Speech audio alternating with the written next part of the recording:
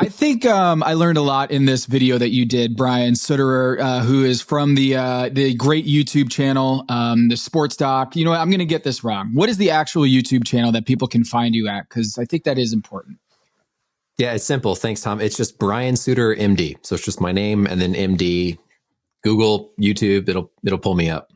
That's right. I wasn't creative enough to think of something else. Yeah, you didn't even need any branding because you have, over 750,000 subscribers on YouTube. So congratulations on that. Thanks. And I think I learned in this video that you did on Joel Embiid that your blinking reflex or your blinking nerve kind of firing, it's almost like naturally when it sends out, both your eyes blink. And I was thinking about Lucille Bluth. Lucille Bluth is on Arrested. Yeah. Okay. So you know who I'm talking about. Yeah. Arrested Development. She has the most amazing one eye wink. It's a real talent, isn't it? Yeah. Yeah. I mean, you can definitely just volitionally, close one eye, right? But if you try and do it, clearly it looks kind of awkward. And so the reflex is just like you were saying, whenever something is, just coming at your eye, your body's trying to protect both of your eyes.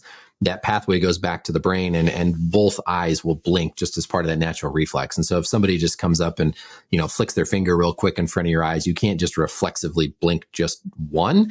And so with Embiid, seeing that, that one eye wasn't blinking was what kind of prompted, hey, something unusual seems to be happening here. And it's not a Lucille Bluth situation where he's like winking at the ref. I don't think it's a Lucille Bluth situation. Yeah, I don't think he's just winking at the ref. I looked through so many minutes of game footage trying to find a time when he closed that left eye. And it just, I couldn't see any time when he actually was able to even close the eye. So I think as we'll talk about, it almost goes beyond just the blink reflex to just the question of, why that left eye seems to be acting unusual. So let's dive into it. We're going to talk mostly about Joel Embiid here because it is an injury that or some sort of affliction condition that is very visible. Obviously, that we can tell something is not right.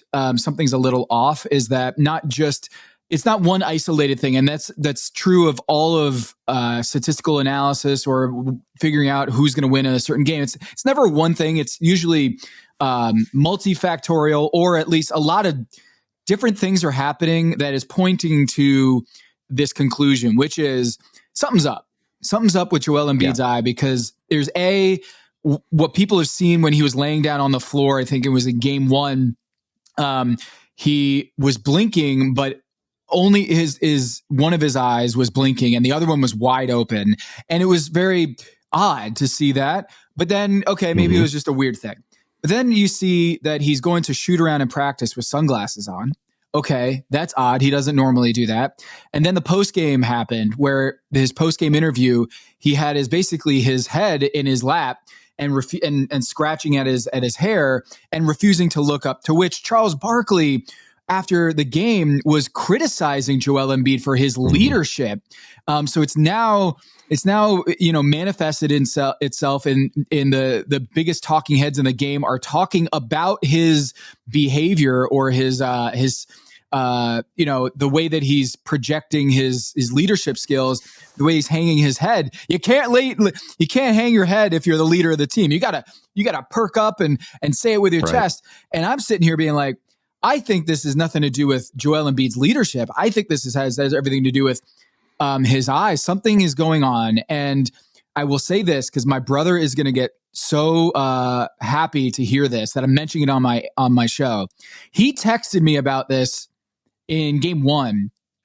And I thought he was being kind of a little crazy. I called him a weird. I was like, that's weird that you're focusing on a guy's eyes and how he's blinking. And then he saw it, and he was absolutely right that something unusual is happening. And as a reporter and as an analyst, I don't know if you felt the same way, Brian. You're a doctor. I felt kind of weird about talking about someone's eye, and if it was his knee or his elbow or something else. Yeah, it feels like a sports topic, but the eye feels like it's kind of veering into this other domain. Did you feel that at all? As you're breaking this down, when you're doing nerve damage or nerve, something nerve-like, does it feel different something to with you? the nerve? Yeah, it does. And in part because I always try and be careful. You know, I'm not a nerve specialist, right? I'm not an eye specialist. There's a whole other field of medicine for eye stuff. And so I've learned over the years of doing these videos that I always have to be careful just personally that I don't veer too much into topics that are just outside of my expertise. You know, I'm sure whatever could be going on with Embiid, I'm sure not even their typical sports docs are involved here. They're probably getting somebody involved who's more of an eye specialist. So I agree. Anytime it strays from our usual joints, it's a good reminder to just, okay, you know, we know a little bit about this, right? You can kind of piece the anatomy together to say, hey, something's going on here. But I was like you, when I first saw him on his back, you know, I kind of talked about, man, this just really looks terrible. He's just struggling through this knee injury when he had that aggravation back in game one. And I agree. I didn't really think much of it. But then as all these videos go around of like, what is wrong with his eye? And then that leads to, you know, the Sixers don't have the best reputation for their medical staff. I have no sense of if that's, you know, legitimate criticism or not. But that spirals into all these other stories of, you know, they're shooting him up with pain meds and this medical staff is terrible. And why are they putting Embiid out here when he's damaged? I mean, and so the conspiracies kind of quickly spiral. And that's almost what makes me feel more obligated with this platform that I have to try and reel some of it back in. Because yes, as we'll eventually get to here, I think it's important up front to say, I don't think whatever is going on with his eye is dangerous. I don't think it's harmful or dangerous that he's out there playing.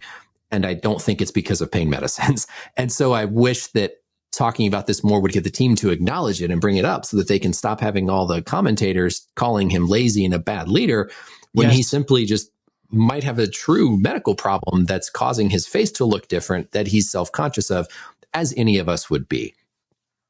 Yeah, so let's talk about that, because right now, as we're taping this on Thursday afternoon, you're on your lunch break and there's a game. There's a game tonight, and we don't really know how this is going to look, quite literally, how it's going to look or how it's going to be impacting his game on Thursday night. But we will say that on the official report, there is no mention of the eye condition or what have you, any sort of addressing in that. And it brings me to remember that this is kind of like a little quirk of the NBA injury report, is as long as there's a knee injury on there, I guess they're fulfilling their duties in. Right. They're saying something. He's injured with something, and they don't, you know, want to list all the other bumps and bruises and things that these guys are undoubtedly dealing with too.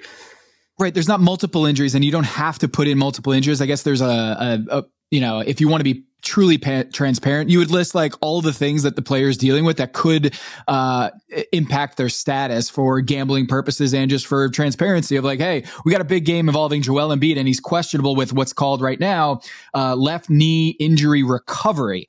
And so the game is at 7:30 Eastern. So it's going to tip off in 6 hours. And the team is not addressing the eye condition or anything related to the eye. So I'll just be upfront here.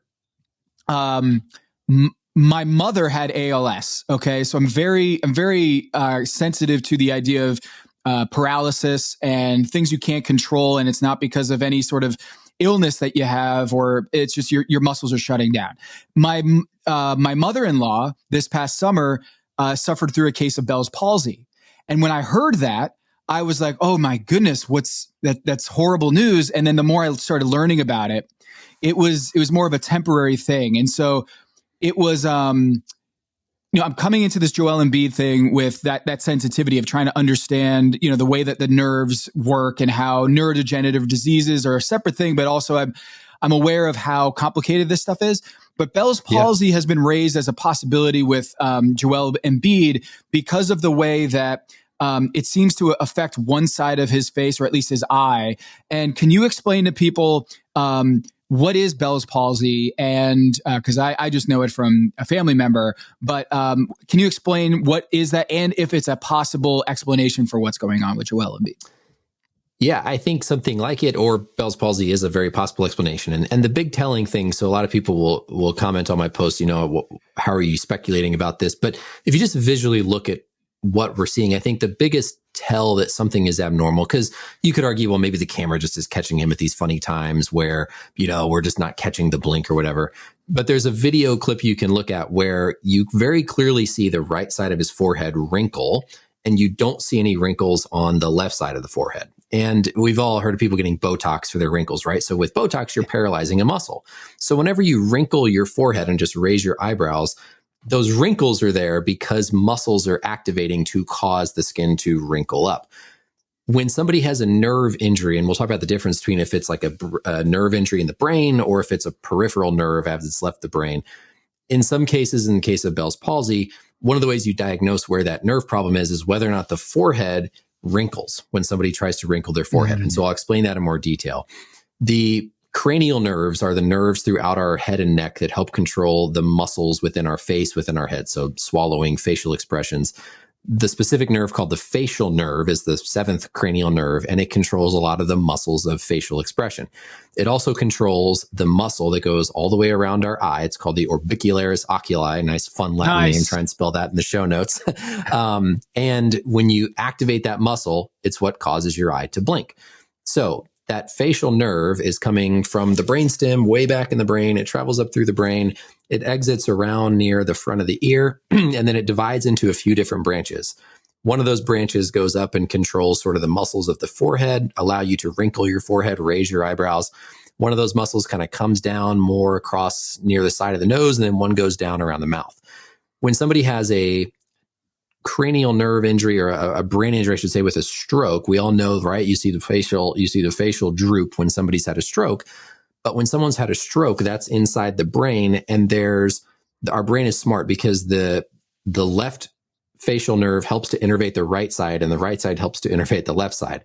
So when you've had a central injury in the brain, like a stroke, it's considered forehead sparing. So you still get this cross innervation from the other facial nerve that allows your forehead to wrinkle, but your face droops. So one of the ways we determine in medicine, is this a stroke or is this something like Bell's palsy, a nerve issue outside of the brain? Is the forehead involved or not? So Embiid, if he were able to raise his eyebrows or wrinkle both sides of the forehead, you would say, well, okay, that facial nerve is clearly getting across. But because we don't see those wrinkles on that left side of the forehead, but we do on the right side, that asymmetry is what suggests this is something outside of the brain. It's something in that facial nerve as it's left the brain and going out to the muscles. And Bell's palsy is the most common thing that will affect that external facial nerve. Now, Embiid's, it's hard to know, right? Because some of this seemed to occur around the time he got hit in the head, and there might have been some trauma that contributed to it. And so that's where it's hard to say, well, is this a true Bell's palsy? Which, frankly, a lot of times we don't ever know an exact cause of. Usually there's some sort of viral sort of involvement where some virus gets activated in the body and can cause that nerve to become affected. But you can also have trauma to that nerve or to one of those sub branches that just injure that nerve itself. And so who knows if there was something from like one of the elbows he caught in game one when he seemed to kind of grab up at that part of the eye that just irritated one of those isolated branches, or if this is something that was going on in the background outside of any trauma. That's more of a Bell's palsy where that whole nerve is affected. I don't think I've seen any like drooping of his face. And so typically with a true Bell's palsy, like the whole side of the face is going to be affected. And so like you'll see the corner of the mouth kind of droop. You'll see like some flattening around the nose. Because the muscle that keeps your mouth up, if it's not activating, it'll just droop. Not because it's causing it to droop, but like it's not being held up. Right. It's just paralyzed. Right. It's like if you got Botox to the whole side of your face and everything's just drooping. And so I haven't necessarily been paying close enough attention or seen if we see any of that face drooping with Embiid. But it's pretty hard to argue with that loss of wrinkling on the forehead combined with not seeing any blinking of that eye. So this is Embiid is a very particular case because like when he had his meniscus tear, it was a couple months ago. The injury report from the 76ers was very brief. And it didn't, and they seemed to be coy about what exactly was going on. And the word that I got around the league was that's par for the course with Joel Embiid, is that he's more sensitive to injury information because of his history and how much his whole entire career has been speculating about when he's going to get back, how injured is he? Is he drinking too many Shirley Temples? Like all this stuff that his early NBA career was defined by just constant injury information, or just people just wanting to know what's going on with Joel Embiid. That now it's become not a matter of he's afraid to give out information, or it's just they're just trying to protect Embiid and understanding that this is personal stuff, and there is a duty for the NBA to make sure that there's injury transparency, that the information's out there, but also we're dealing with someone who has had a much more a much stronger magnifying glass on his injuries than most players in the NBA. But I did think about that with the eye injury, is that they haven't really explained what's going on. And Embiid is hiding, or he's one of three things. One, he's generally very upset, and he's just like upset, and literally just his hands are in his head is in his hands just because he's very upset about the loss. I'm not buying that. Two, I wondered if there was a light sensitivity issue. And the reason why I think about that is because I remember covering Dwayne Wade in Miami, and he would always have to wear glasses when he played because he had migraines before the game, and it would help shield the light. And I was thinking, if he does have like something scratched in his cornea or something like that, because of that, a hit to his eye, maybe he is sensitive to light. And so the idea of like cameras and all the beams of light that are coming at him in that intimate setting of a scrum, maybe he doesn't want to raise his eyes up and face that. And maybe that's very painful for him. The other thing I thought of is just like, he might know about this, and it's just not fun to like show that your eye is all messed up. And so maybe he's hiding it just like a normal person might. Like, I don't want any of people us to would be self-conscious of it. Yeah. So those three things kind of were running through my head. Yeah, the part about, is there something kind of stuck in his eye? I think when people have Bell's palsy or any injury to that nerve and they can't close their eye, I mean, whenever you blink and have your eyelid closed, that also helps get tear kind of circulation throughout the eye to help keep the eye nice and lubricated and keep it from drying out. And so if you can't blink your eye, then you can get really significant dry eye. And that can certainly be part of this, right? I mean, sometimes, at night you might even have to like help kind of tape the eyelid shut or cover it or put some like artificial tears in.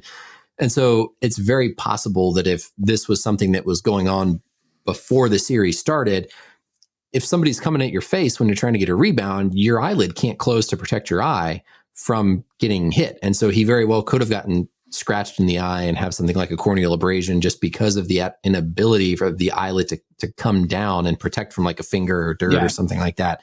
And it's such a catch-22 because on one sense, everything you said about his history is very true. And I can see a team kind of being more protective of their player. But in this day and age, it almost feels like you have to be the opposite. And it feels like the team and they're just shooting themselves in the foot by not bringing this up, because it wasn't like I found this and pointed this out. I mean, all this speculation was going around social media about his eye long before I stepped in and said, hey, this is what it could be. And the more you let that speculation just continue and continue, the more you feed into that rumor cycle of, oh, he doesn't care. He's not being a good leader. Like, no, acknowledge that there's a very real thing that happened, and, point out how tough he is to continue to play through this and how he's fighting through. He's trying to be there for his team. He's trying to be a leader by being out there. I'd argue it's the opposite of him, kind of cocooning up and being afraid of the moment. He's trying to put himself out there and continue competing. And I think it would almost be better for him if there's some acknowledgement of, hey, this is what's going on. I'm working through it the best I can. Look, fans, look, City of Philadelphia, I'm trying to give you my everything despite something that happened that honestly is completely out of his control. I mean, you could argue some of the stuff with the injury past, maybe the weight or the conditioning or whatever, but this is something completely out of his control. It's not like this can be prevented. It's just the unfortunate part of being a human, not even being an athlete necessarily.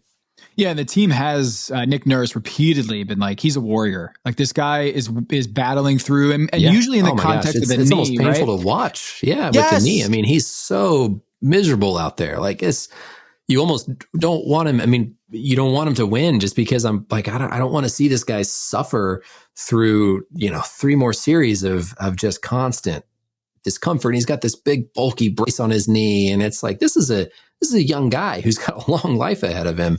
And clearly this knee is just a thing in and of itself. So I wish they would say something and at least acknowledge, this eye, we're aware of it. At least tell us you're aware of it. You've kind of given some thought to it, and it's okay. It's safe. It's not the pain meds. It's not that the medical staff is terrible or anything like that.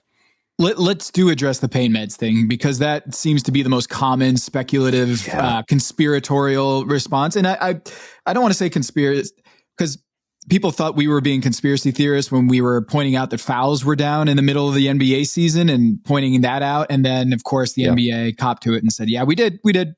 And so it's only a conspiracy until, like, you know, the actual facts come out. And then if the Philadelphia 76ers come out and say, like, yeah, quite in the same way that I forget which series it was. Maybe it might have been 2018, where LeBron, after the NBA Finals, admitted that he was basically playing with a broken hand in the NBA Finals. Yeah.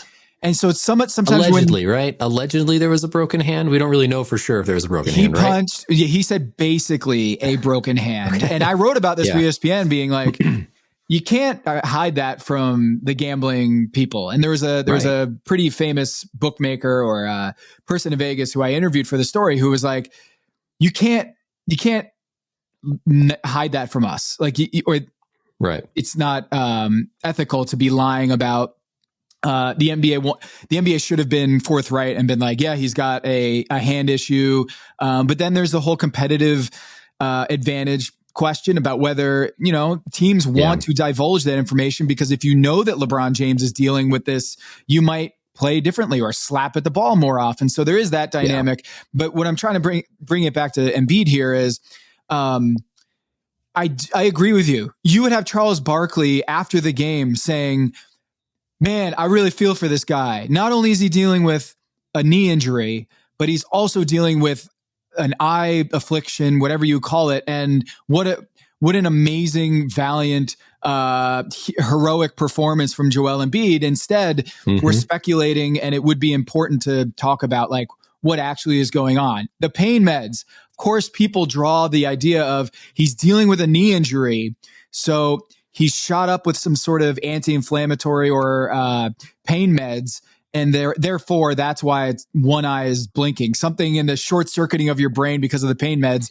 is causing this. And your response to that is no, or at least there's no. It doesn't make any sense. Yeah, it doesn't even physiologically make sense. I mean, there's no way that something that's flowing through your bloodstream can selectively affect one branch of a nerve in your body when that blood is going everywhere and that medicine is going everywhere. And just even the side effects of those medicines are not such that you're going to have something like that happen. So yeah, now if it was just like, hey, his eye's twitching, you know, but we see the other eye act fine and he seems like his eye's twitching, like we all have our eyes that twitch when we're stressed or haven't had enough sleep or something like that. Sure, who knows? It's a stressful time of the year. But the whole forehead wrinkling, the clear the eye isn't closing. Yeah, I mean, I think it's ridiculous to speculate that there's some component of pain medicines that are contributing to this. So what about the gradual aspect of this, like Bell's palsy or something similar to that? Is that something that happens, boom, it droops all of a sudden like a stroke, or is it more gradual in a typical it's case? It's a pretty quick onset. I mean, not maybe as fast as like the sudden within minutes like a stroke, but it's not something that develops like over weeks. But it can take a long time to recover. And there are some, you know, the majority of people, it will recover and it will get better.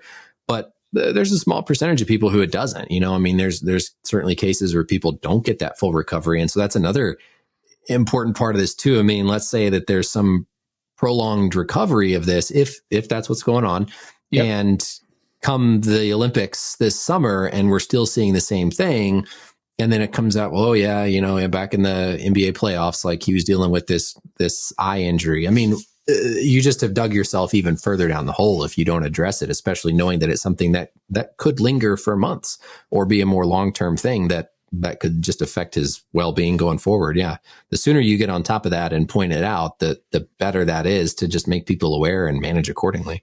Okay. You said earlier it was not dangerous, and I know what you meant by that, but I want to ask you again, like if you're not able to blink, can that impact your vision or impact the way your peripheral vision? So if you are playing on a inhibited eyesight or your eye is just not functioning correctly, is there a second hand or a downstream effect to that?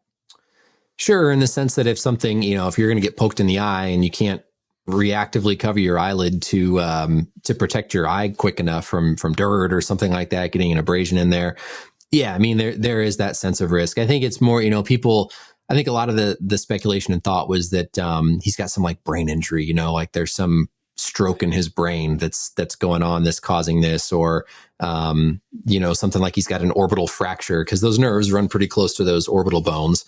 He's got an orbital fracture and they're hiding that he's got a break in his face. I think more serious, it's safe stuff like that. But you're right. I mean, there's absolutely, if you can't adequately kind of blink and close that eyelid, you're going to have issues with being able to, someone there, you're getting a rebound, fingers are flying, the ball comes in, with being more prone to something like an abrasion on that cornea, which could in and of itself, something we've seen guys miss time for. So yes, you're right. I wouldn't say it's it's not like just having the cold or a flu or something like that you're not going to structurally cause anything to happen. But I think on the spectrum of, is this harmful or dangerous? It's certainly on the more not as harmful, dangerous scale, I would say. What would you say about the sunglasses thing? Is that is there any medical reason why you would wear sunglasses in some of the conditions that we're talking about here? Yeah, he might it could be that there is some sensitivity with the eye being dry. With true like Bells Palsy, whenever somebody tries to close and blink that eye, there's a phenomenon where that eye will like look upward, or start to want to move upward a little bit. And so sometimes it can give the appearance like the eyes are like moving funny, independent of one another. And so there might be something like that where, with the camera being in your face, maybe there is some facial drooping there that you just don't want to point out. And so I think either, there's some sensitivity from just the eye itself being dry, or it could just be that, the sunglasses are a way to make you feel less self-conscious of something with your face or your eyes in those moments. So Embiid, we've talked a lot about his eye thing, but what about his knee? Like, what are you seeing with his knee, and what should we be watching out for here in Game 3? Gosh, man, it looks like he's just in so much pain with it. I mean, I don't think, if you just look at the general time frame in recovery from a meniscus surgery where they've gone in and, I know all the reports kept saying they repaired the meniscus. They just based on the timeline, they did not repair that meniscus. They cut out the torn piece of the meniscus. The timeline makes sense. It's not like this is a rushed, accelerated timeline. But what we often forget about is it's not like that knee is otherwise pristine, normal, and they just plucked out a little torn piece of tissue and now the rest of the knee is totally normal. I mean, with that injury history, there's almost likely some degree of cartilage wear in the knee. There's some degree of, that kind of early spectrum of cartilage arthritis type of change. The more of that meniscus tissue that you remove, the more you take away that protective ability of the meniscus to kind of distribute the force. So there can be some changes in the stability of the knee. There can be areas where the cartilage on the joint is under more stress. And so you can certainly still be dealing with pain from the knee that's totally separate from the meniscus. And so it's one of those things that as a medical staff, there's not like a clear, hard and fast, we have to sit you, we have to shut you down. This is a new injury. This is in that spectrum of managing pain and managing symptoms in a safe way. And often that comes down to the athlete themselves in terms of, hey, what can you functionally do? Your knee hurts, but structurally it's normal, quote unquote. The ligaments are not torn. There's not an ACL tear. Your tendon's okay, but your knee hurts. And in those cases, it's really tough because there's not a clear, we need to shut you down for this much time. It's day to day. It's week to week. It's how's your knee responding? Can you jump? Can you run? Can you perform at the level we need you to perform at? Yes. Okay, great. Do you want to play? Great. Go play. Versus you can't run. You can't jump. You're hurting us when you're out there. We need to scale you back. And so like Kawhi is kind of going through a similar situation. And my guess is that with him, it's more that his performance is not helpful. His performance is probably hurting, where maybe there's nothing truly structurally damaged or injured or an ACL tear in the knee, but it's swollen. It hurts enough that he can't play, he can't perform. So that's why they needed to sit him and rest him and treat it as such. So it's a really tough balance. I don't envy the medical staffs. I mean, people ask me all the time, like, why don't you work for an NBA team?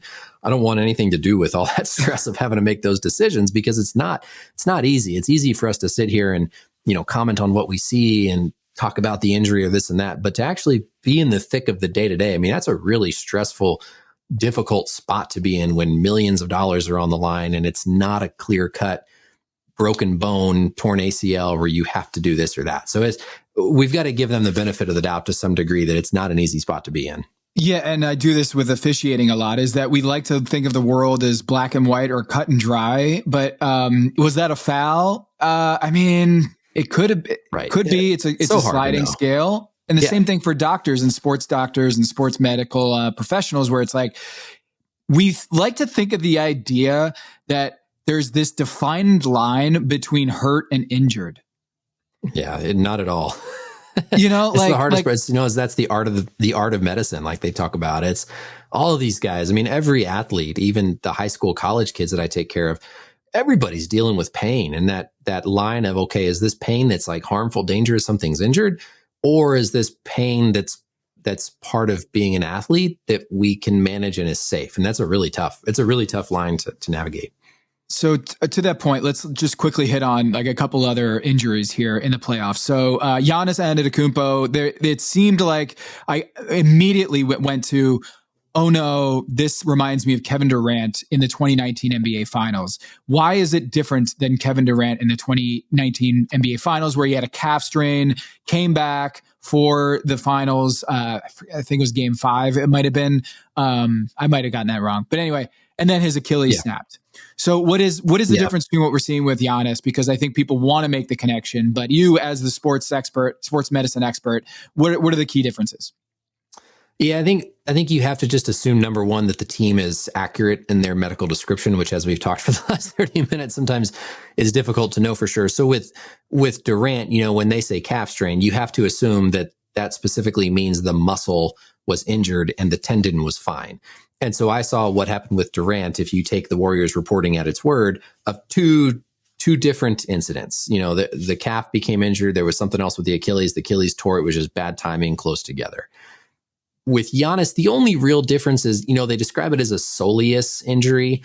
And just anatomically speaking, the soleus is closer to the Achilles tendon. The soleus kind of goes on the underside of the Achilles tendon as it feeds into the tendon proper, where the calf is kind of higher up and then continues into the tendon. The soleus kind of comes in from underneath on the bottom side of the tendon. And, you know, could you be closer to the area where maybe there's some involvement of the tendon? Sure. But I still think of them as different things. I mean, I don't worry about Giannis coming back and rupturing his Achilles unless this was more of a tendon injury all along that just for the sake of reporting was reported as a soleus strain. I mean, so that's where you kind of, at some point, you have to take the team at their word, because otherwise you're never going to trust anything that they say. So I would be more concerned. I mean, just those injuries themselves are very prone to re-aggravation. And so I would be more concerned if he comes back too soon that he just re-tears that same area of the muscle. But he's probably best case at least 2-3 weeks from coming back. We got the report that he wasn't even doing any running or jumping yet. And so if you just think of the logic of how you're going to progress from no running to a full NBA playoff game, that progression is going to take at least a couple of weeks, most likely. So I think there's a very good chance. I mean, we might not see him at all, right? If the Pacers are able to pull off round 1, I don't think we see him back in round 1. Hopefully round 2 if they get there, but it very well could be as late as the conference finals if they make it that far.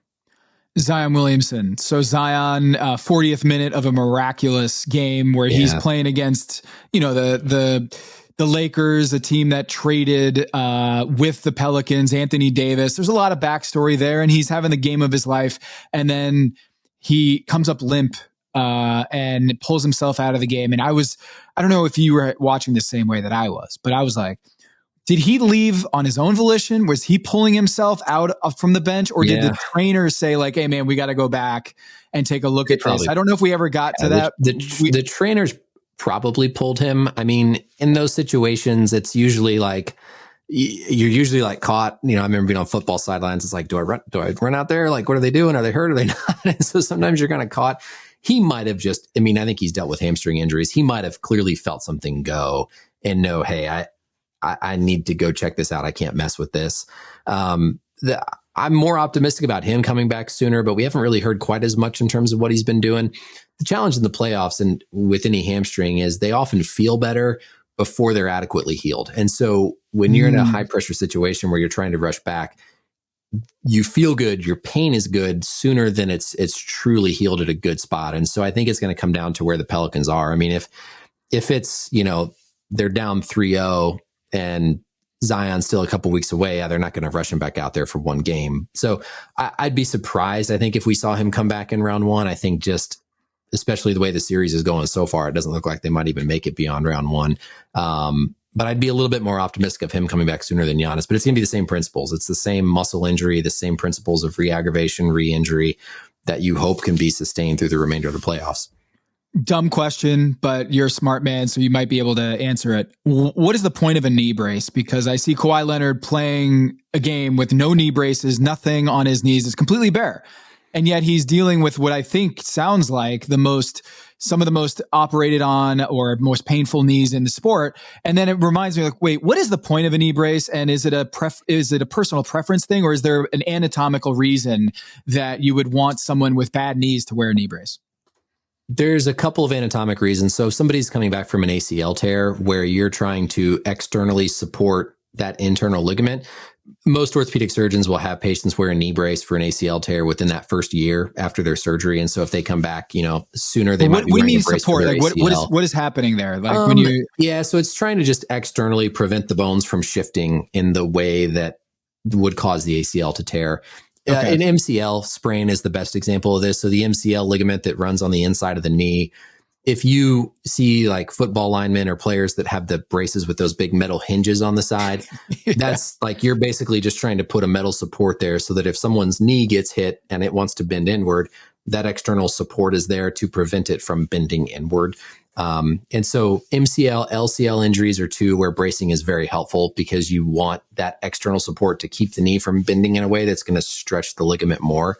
But when guys just have like meniscus injuries or kind of arthritis in the knee, there's no real specific brace that's going to make a big difference. When you get into the details, you can have braces that try to take some of the pressure off of one half of the knee joint versus the other. And so they might be doing something like that. It's called an unloader brace, where you're trying to kind of externally push the knee in a way to kind of pry some of the pressure off the inside. So that might be part of, I think actually at one point we saw Embiid wearing an unloader brace like 2 or 3 years ago, back when he had one of his previous injuries. So it might be something like that. But most of the time when you see guys in the NBA wearing a knee brace or a sleeve, it's either they've had some old surgery that they're just they kind of mentally want that brace there for some mental support. Or it just, the compression feels good. The compression helps them feel like their knee feels better. All right. Last question here. What is this Kinesio KT tape or Kinesio? I can never pronounce this word. Kinesiology tape. Kinesiology tape. Yeah. Thank you, Brian. Kinesiology tape. Is that an old is that just a mental thing, a placebo effect, or is that really like helping athletes?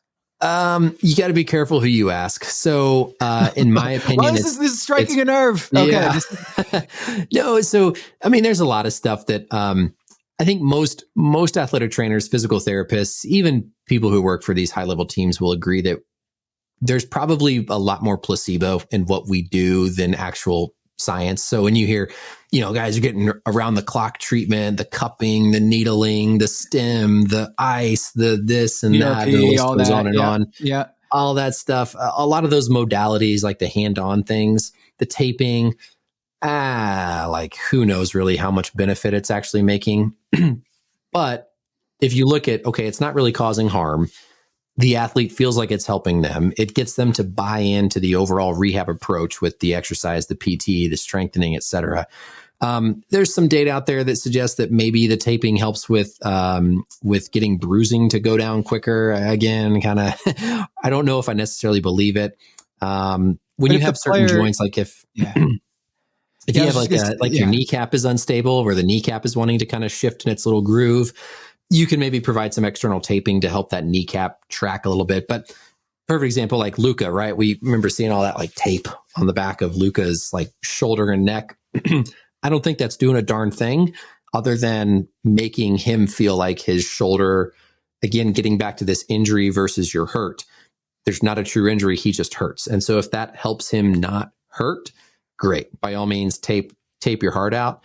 But that tape is almost certainly not doing anything to actually physically change his shoulder or his neck in any way. You just physically can't do it. I mean, you're not putting tape on the skin and changing the muscles that are that deep below the skin. Well, that makes me feel better.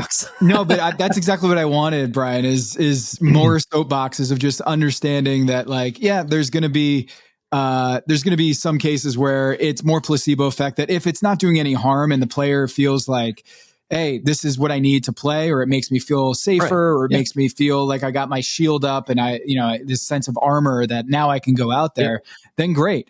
The last thing I want to ask you about, and now I just said it was the last question, but it reminded me, Brian, I think the first time we ever talked was about Michael Porter Jr. and about the his ankle brace, his foot drop.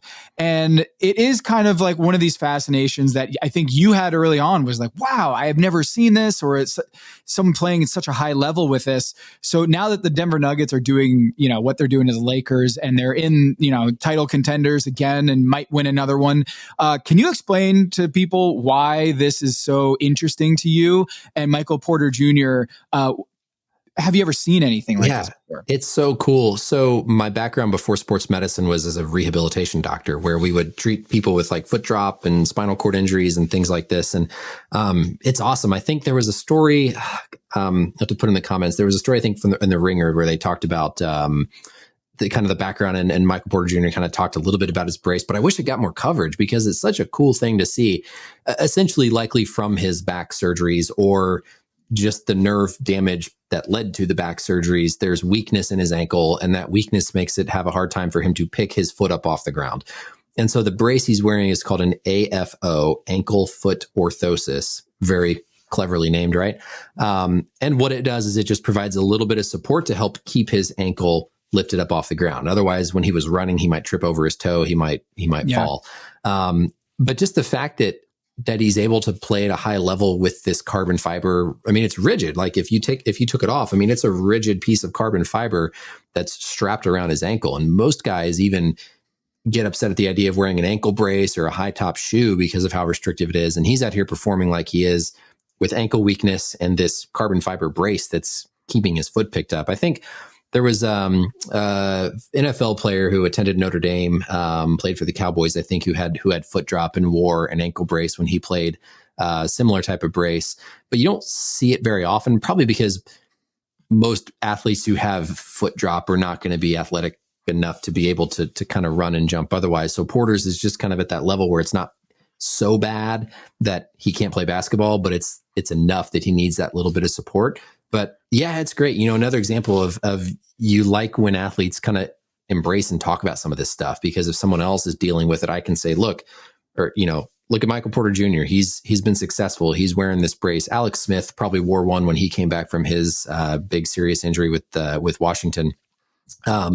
You like when guys can talk about that to share and inspire other people. It's like with Embiid. If this is a Bells Palsy, like think of all the people out there who have had Bells Palsy and are like so just beaten down by it and like, man, this is hopeless. Well, look, here's a professional athlete who's dealing with this and kind of overcoming the adversity and the challenge. So that's not my decision. It's not my health. And so you have to have some empathy for the individual going through it. But yeah, I think it's great that MPJ seems to have embraced it and has no problem hiding it. He used to wear it like under his sock, I think, where you had a hard time. You kind of had to see the outline of it to know it was there. And now it's just, you can see it plain as day. And everybody knows he's got that brace on still. So really cool. Yeah, I just put it in our chat, a picture that I got off of Getty just like a couple weeks ago. If you see it, it's pretty cool to see. Just like that brace. It is like he has those compression like capris almost, and then it's tucked under, the brace is tucked under that, and then you see this brace come across his ankle around his leg, and it's just. Once you see it, like you said a few years ago, it's like, wow, you can't unsee it. Once you see it once, you're like, wow, that is really unusual to see. And the fact that he's a champion and someone who's scoring about 20 points a game with this is awesome. Pretty wild.